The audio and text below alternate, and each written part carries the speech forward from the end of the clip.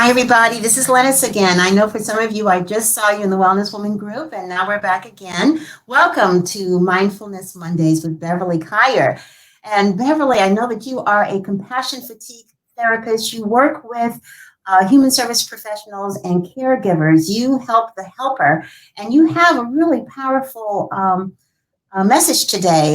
We're going to be talking about strengthening our relationships while sheltering in place. And earlier, I was talking with the Wellness Woman group about how to stay focused and motivated while staying at home. So this kind of goes right with that because our current environment these days and how we're living is so different. Even if things are opening up, we're still at home more, and it does impact our relationships. It does. It's a test. It's a trial. It's a strain. It's different places. I'm going to be talking about that today, and I want to preface that by saying everyone is not struggling the same way, and some people are actually after this point, we're in the 8th month or so. They're relatively more comfortable. They kind of found their stride. It's not the as conflicting as it is for some, but it's a mixture. It's a mixture. I talk to people in many, many states around the country and all of the social service agencies, the rescue recovery agencies. So I get a variety of stories of challenges from people. I'm even doing small groups from various agencies where we get to talk more intimately about what's going on and their adjustments. So this question did come up. That being sheltered in place, whether people are working in home or working outside of the home, was a mixture of both kinds of in-house, out-house responsibilities in the same household. This has strained many, many relationships in a variety of ways. And so I wanted to share also some of the ideas I received from the same people in the same groups.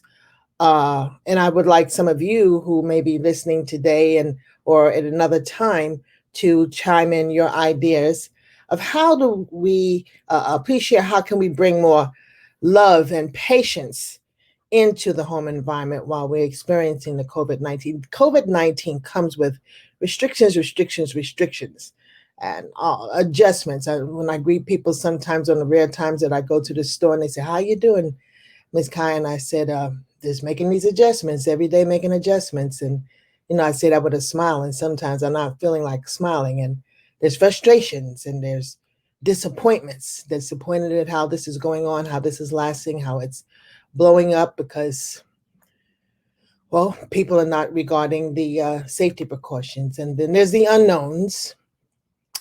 So much information that we don't know how long, the whys, the whats. There's deep concerns about safety.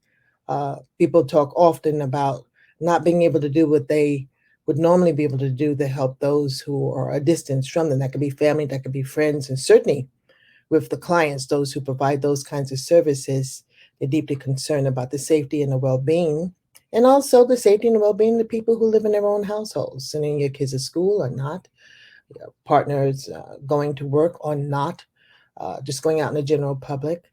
And there's losses, lots of sorrows for the world, for people who are close to us, distance from us, the tragic losses that we're seeing. The numbers are just absolutely devastating. They're heartbreaking. And then there's all these unanswered questions. Children ask a lot of questions that adults wish we could answer, and we can't necessarily do that. Maybe we wish sometimes they wouldn't ask so much, but adults are asking a lot of questions that have no answers. And all in all, there's no end in sight. I was listening to some of the stuff on I love my YouTube little news blurbs, and there is no end in sight immediately as we're watching the spikes of the circumstances, the conditions, the numbers of exposures. And then there's the daily responsibilities of our work and of our home life, and particularly for those who work at home, all of it kind of blurs. Constantly hearing, and it's even a challenge for me that when do you start the day and when do you really end the day? It's when all of the multiple responsibilities that this kind of blends together and it blurs together, and so we have to really, really work at setting timelines and shut it up, shut it off, stop it, move to something else. That's a constant factor. Those who have kids in the house and they got the school parts to manage, the meal parts to manage, the entertainment parts to manage, and all of the other responsibilities for work and home, as I said. These factors can certainly test our patience, and they will certainly test our endurance. Like I said, it's in degrees, but it is certainly what we're all struggling with. And so here we are striving daily to navigate all of this and so much more things than I even mentioned.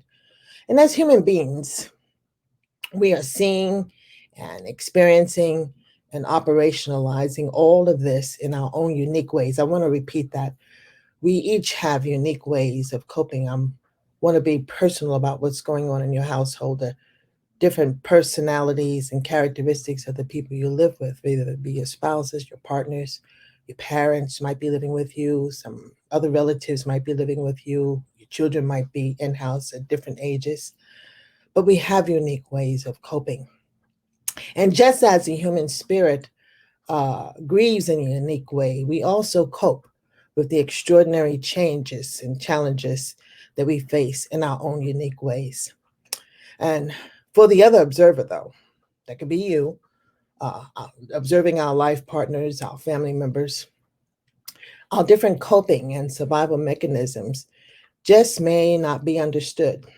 You know, it may, in fact, cause some quiet or verbal, openly verbal kinds of tensions and annoyances and disappointments and even conflicts. I want us to be aware of that. Uh, don't deny it if it's there. I always say to people, talk, kind of release and say something about it, because to hold it in, those things have a way of festering, but it's there. And if you're kind of struggling with that, or that's just even under the surface, it's good to recognize that you can't fix, you can't address, you can't heal, you can't move forward if you don't address what the undercurrent struggle is. Really, rarely has there been a more important time to talk to your, I'm going to say partners, that includes whomever they are, your spouse, like a spouse, living roommates, family members, your children. But really has it been more of an important time to talk to your partners. Listen, really listen to what their struggle, their challenges, without trying to quantify or qualify that for you. Just hear where they are with it, learn from them, uh, what they're facing, and their thoughts and their ideas about how they want to address it, and why it may be difficult to do, what things work for them, what things don't. Really kind of learn from them. I think part of I do this big deal thing about cultural humility is you don't know. I mean, if you want to help me, I am more the expert on what I'm struggling with. So it behooves you to learn, where am I coming from? What is the struggle as I see it? And then try to understand it. It doesn't have to be your way. Don't norm it to the way you would just do it. I would just do this, and why don't you just do that? Learn to stop doing that and just see and meet people, your partners, where they are. Uh, Try your best not to compare who has it the worst. And I hear this a lot with say there's a husband and a wife, and one of them works in house, one of them works out of the house, and the one who works out of the house will say to the other one, "Well, you're home all day. Why can't you?" And the one who works in the house might look at the other one and says, "Well, you get to go out and you get to go." I want us to really stop and kind of really think about that. Um, Try not to make those comparisons. Remember, it is a struggle. However, it is a struggle for all parties involved. Do not judge how these partners are and the way they operate in this new called COVID-19. From day to day, they could be just coping relatively well, kind of got some things laid out, mapped out, planned out, strategized some things. And some other days, you just are absolutely hitting the wall. Things are not working. You can't think too clearly. We could be at any place at any point, at any point. So try not to judge that. Again, talk. And to whatever degree, this is a struggle for all. To whatever level of intensity is a struggle for all. I'm going to say this: all struggling folks need an opportunity to release the pressure cooker that's building up inside of them.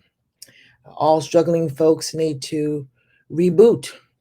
And when I say reboot, I'm talking about choosing, creating some ways and strategies for releasing the tension that's in our bodies and in our minds. And all struggling folks need to recharge, just build yourself back up, replace some of the energies you expend all the time with planned and spontaneous. Planned, and sometimes you just sit down and plan what you want to do, and sometimes you just get a spark that you want to do something, and let that spark light up, and just engage in the fun, engage in the laughter, and engage in the joy. Now, I hope you notice that I inserted my 3 R's.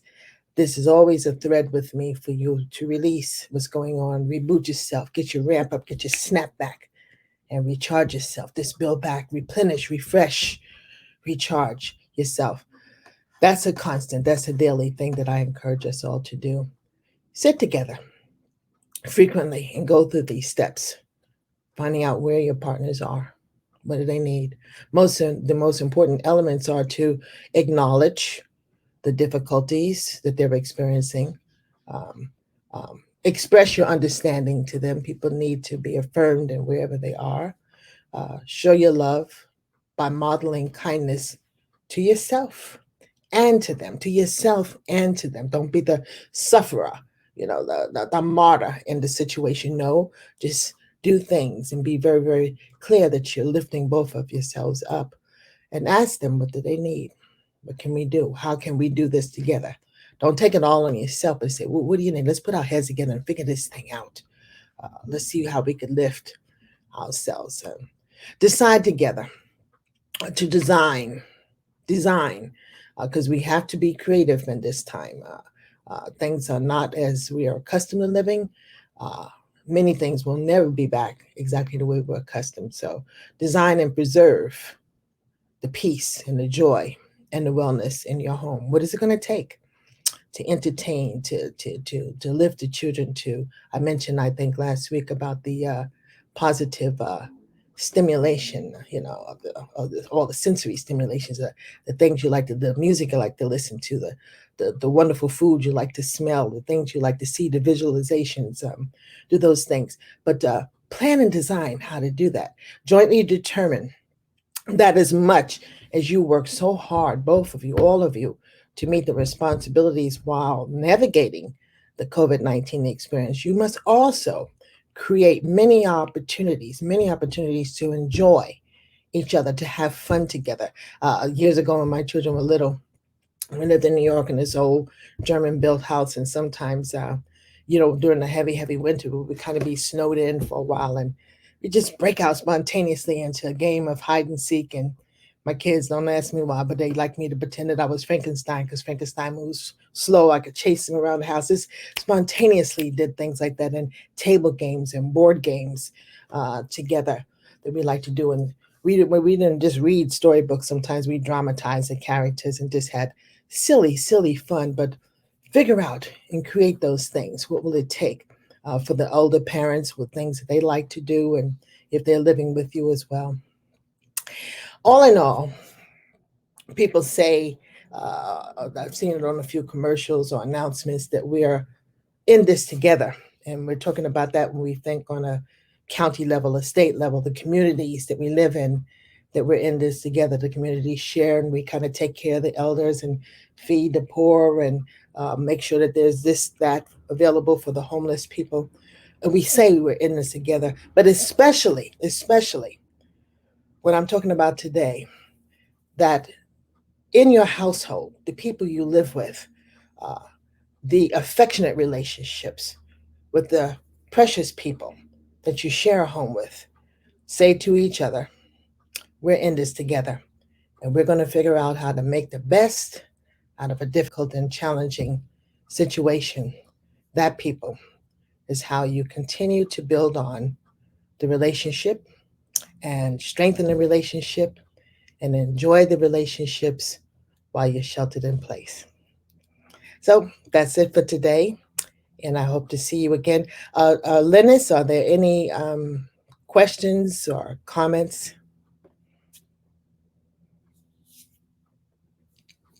I was out. Okay, am I on? I'm on now. Okay. No, you know what? I was thinking about that, about we're in this together, and you do hear that a lot. And I think sometimes it becomes kind of a little cliche thing, but the Mhm. reality, when it comes to what's going on in your home, you really are in this together. And whether you have adult children who have returned home, or a parent that's living with you, or it's just you and your husband, the reality is that you kind of establish new ways of being, new ways Yes, of communicating and coping. And you do have to be creative. And I think probably for me and everything that I've gone through with my girls and my grandchildren and my husband is the need to extend kindness and patience, yeah, because yeah. we haven't done this before. you know, this is all new. That's for sure. This is And all new. oh, you're getting a lot of good. Trying to take things for granted. You have to deal with the newness of it to build in a new thing. If my father were alive, I was always saying this, some challenging things we had in my youth. He would turn this into an adventure. He said, okay, so this is what's going on. These are the things that we could do, we cannot do.